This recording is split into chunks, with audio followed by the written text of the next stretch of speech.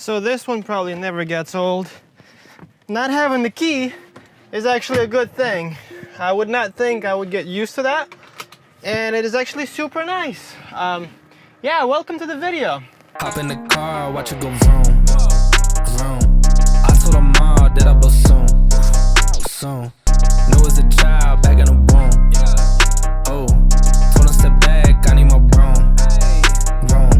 Hop in the car, watch it go vroom. All right, let's go for a ride, I guess, since this video is about my car. So I purchased this car, I don't know, almost what, 2-3 years ago, and now I have 30,000 miles on it. And I definitely have a lot to talk about. So let's see, let's start out with reliability, because that's probably like the most important feature in any car. The only one time that I kind of got stressed out is when the car told me that, literally on the screen, the battery needs to be replaced, and it says it will not take more charge, and it was not charging. The battery needs to be replaced and take it to the nearest Tesla dealer. So I made an appointment, and luckily they had an appointment the same or the next day, and I had to go to the service center, and they did replace the battery completely under the warranty, which usually, according to the internet, takes like 3 months. And in my case, I was super lucky that the battery has to be like built per your car. Like they don't keep them in stock, and somehow they already have one battery being built. So my car was serviced within 2 weeks. I also was kind of paranoid what's going to happen after replacing the battery. Is the car going to be more like, is it going to rattle more, or, you know, because it's not going to be like a factory seal of most of the components. Because I've read that the battery is taken from the bottom of the car and being dropped. So there are a lot of things that need to come off, but thanks God I haven't noticed like anything at all after the replacement. So that was definitely a good experience, as long as you are under the warranty. When the warranty runs out after 100,000 miles, you will have to pay out of pocket, which is like $18,000 to $20,000, which is crazy. All right, other than that, I didn't have any other major service repairs at all, other than I had a small accident, which I will touch on a little bit later, which took 3 months to take care of. But that's it. Like, I never had to do any maintenance, nothing as far as that. Like, the car is pretty reliable, I would say. I love my car. It's super fun to drive. It's fast. People always look at it in a certain way, and it gets attention, but not as much anymore in Florida, since they are literally like all over the place. But the car is super fun. Like, all the features that it has in it, all the fun stuff, all the software updates, all the things, all the entertainment. You have Netflix, you have YouTube, you literally got a huge iPad, 15-inch iPad. It's your computer, it's your phone, it's your iPad, everything is synced. You don't have to connect to your phone even, because everything is in here. It's probably the most fun car that I've ever driven. And I owned an Audi, I had a Honda Infiniti, and I've rented so many different other cars. This is very enjoyable, other than some things. Now, if you buy an electric car, charging is a big deal, issue, and problem to some people.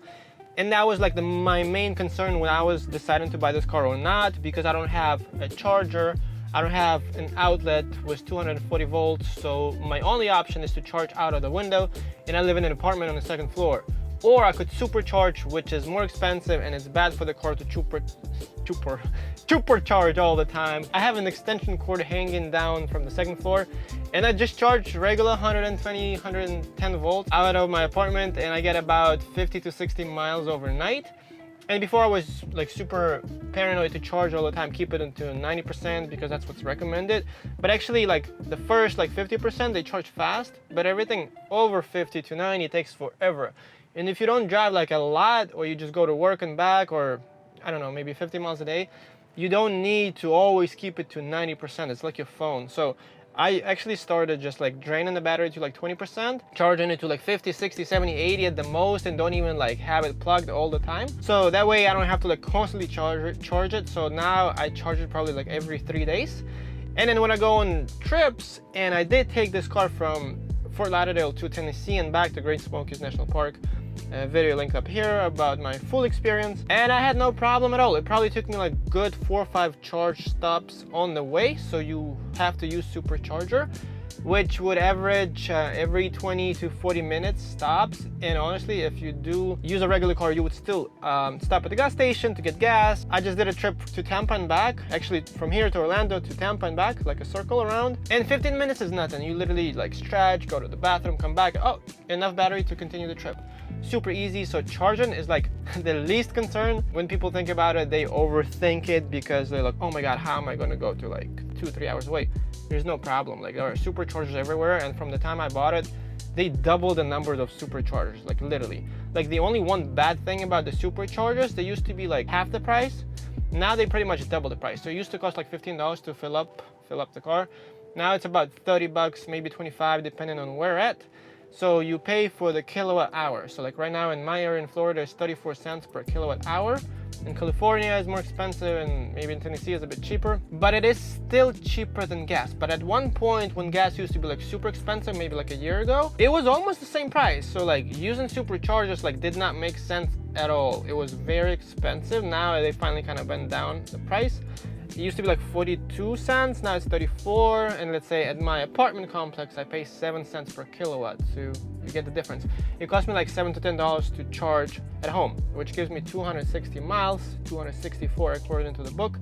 But you never get 264, you get maybe like, not even that, like 220 or I don't know, I've never gotten like even 250 probably.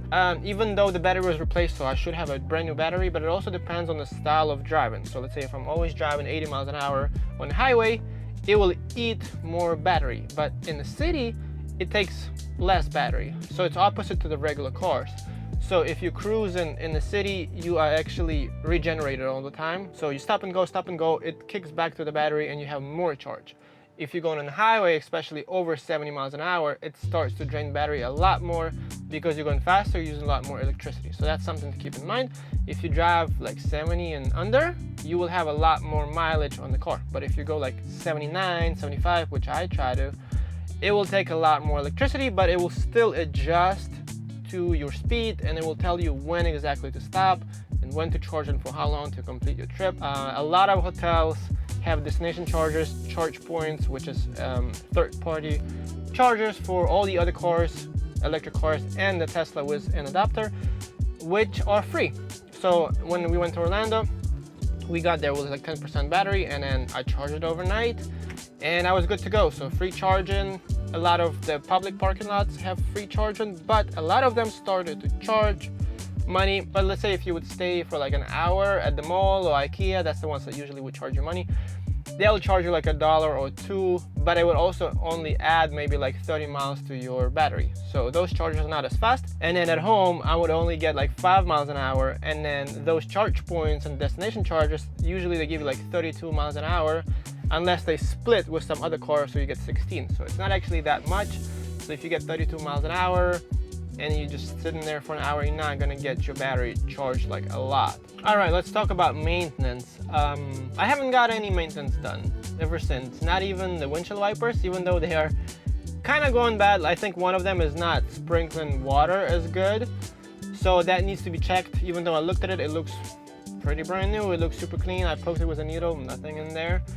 The only thing I actually had to do is to rotate tires, and the car told me to that I have to do it, and I brought it to the dealer, to the Tesla dealer, and they only charged me 50 bucks. So I think that's fair. So no oil changes, of course, nothing. Like, I just changed my water for the windshield wipers. That's it. Like, I can't think of anything else. I changed my air filter myself, cabin air filter, which was like $25 on Amazon. And that's also another funny thing, because the car started to smell like cheese. I don't know, it's either the moisture issue after a long time, after sometimes that the car sits with that filter and the humidity hits it or something, it literally starts smelling like rotten cheese. So yeah, my maintenance over 2 years, 30,000 miles was pretty much $70. That's all I had to pay out of pocket to maintain this car. Pretty crazy. Now let me tell you some things what I really like about this car and what I don't like.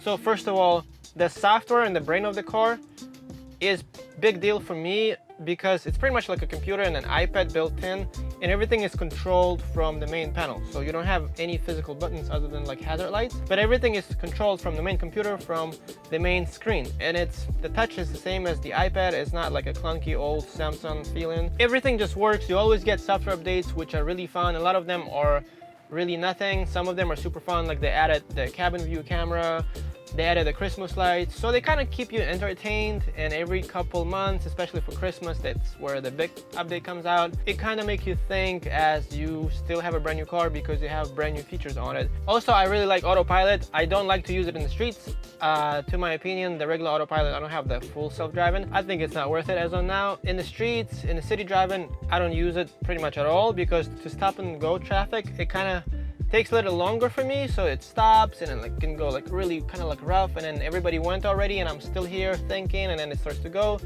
So there is like a delay.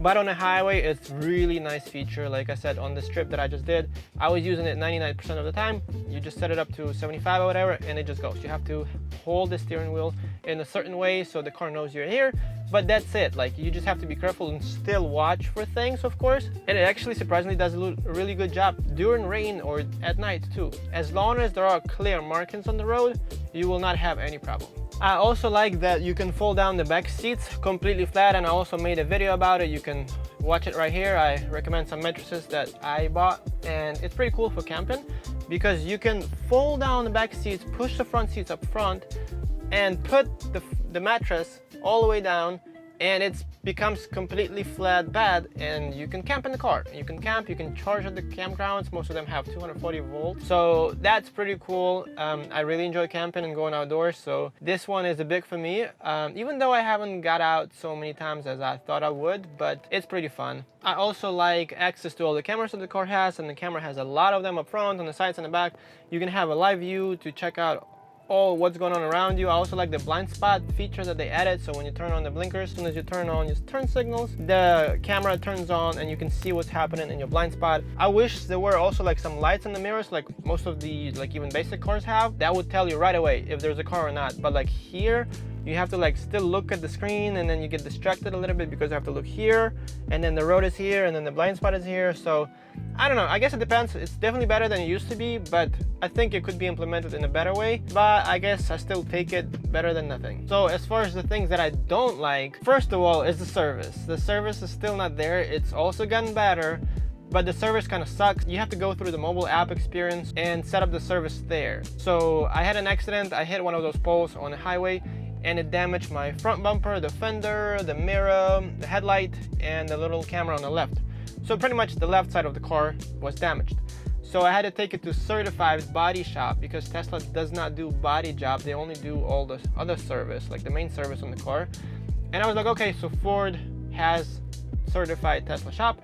So I took it to them, and it took 3 months. It took 3 months to take care of the car. And a lot of other services can also take you that long. Like, I was really lucky about the battery that it only took 2 weeks, but from what I read on the internet, it can take a lot longer. So that's if this is your only car and you super rely on it and you take your kids to school and all that, with it, you either get a good insurance that covers the rental cars, or make sure you have a second car, because if you get in a situation where you have to repair this car or you have to do any body work, be prepared to be without a car for like 3 months or even longer. There are so many other like scary stories around the internet. They do get the job done, but it's just a long process, and they stay behind the warranty from what I see. Of course, I also don't like the build quality, just like any other Tesla, and this is not just the Model 3. I noticed the Model S, the most expensive car they have, same thing, all the panel gaps. It's a small thing, it's out there, but they really need to get their hands on it. The quality control kind of sucks.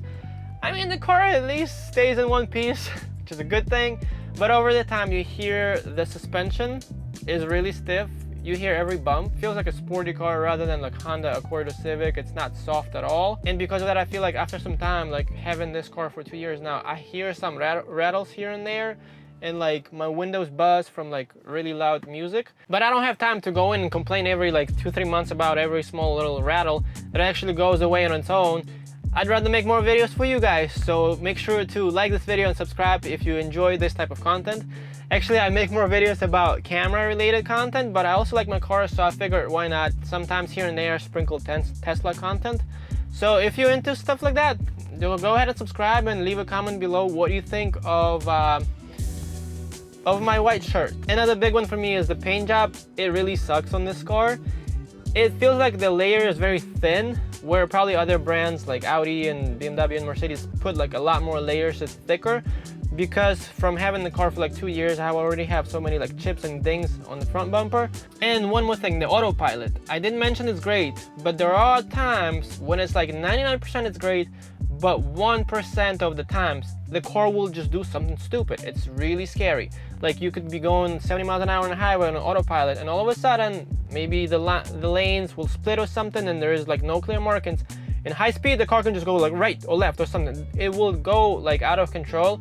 And I kind of already even know some spots around the city where it could do that. Like there was one spot here that it can just like turn on the bike lane for no reason. So it does that really quick. You wouldn't even expect the car to do it. Let's say you're going like 35 miles an hour and it just like turns really fast to the right to the bike lane. Like if somebody was there, it would hit it. Like that's kind of crazy. So like every time I use autopilot, I still pay 100% attention because I just don't trust it as much as I think I used to at the beginning, because I never like noticed the car doing things like that. But like I don't know. Well, and the last one is the charging situation. I again very happy with the charging on the Teslas because of the supercharger network, and then you can charge it so many other ways. But in general, there are so many like other third-party chargers that will never work. I don't know why. Like for example, the big one is ChargePoint. Half of the time they are broken. They are not maintained. Electrify America, I heard they also have a lot of issues. So the superchargers will work 100% all the time. I can even see on the map all the time like how many are available and where exactly I can go, and like what's even like the line of cars are there. Like, but the third-party chargers, they're just not super reliable at all. A lot of times they're just broken. Like the design of the J1 whatever plug for the other cars is just, I don't know, whoever designed it, they got it wrong, because there's like a clip that's supposed to go in when you charge, and it's made of plastic, and half of the time they just break, and if it's broken it will not charge. So all right, that was my 2 cents, what I think about my car after driving it for almost 3 years and having 30,000 miles on it. Would I change my mind? Would I get another car? No, I don't regret buying it for sure. I love my car. The only thing I think if I had another extra $10,000, and if I were you, I'd probably get the long range version. It's not just long range, which you really don't need unless you're driving like a lot, but it's also a little bit faster, which is always fun. I always take that. And it's 4-wheel drive, so it is safer in rain and different weather conditions. But other than that, I will take this car over any electric car 100% of the time, because of 3 things: autopilot, software/brain, and the charging network. It's so much better, it's so much more reliable, and I just don't know how the other people deal with all the other cars. My perfect car probably would be like an Audi with a Tesla plug, and I see that happen in the future. I even heard BMW doing something with Tesla. So let's see what happens. Let's say if we had a Tesla with a Tesla plug, Tesla brain, we had all the software around it, the autopilot, but the quality and the build, the interior parts, the paint from any other German automakers, BMW, Audi, Mercedes, I don't really care. That would be an ideal car for me. The car is super fun to drive. I just like to complain, so I had to put all my little things here and there. But yeah, thank you guys so much for watching. Thank you guys so much for support. A lot of you have been lately subscribing to my channel. I've seen a lot of new people. Stick around, I've been posting a lot more lately. And that is the plan for 2023, and then after, let's see what happens. Well, till the next time, peace.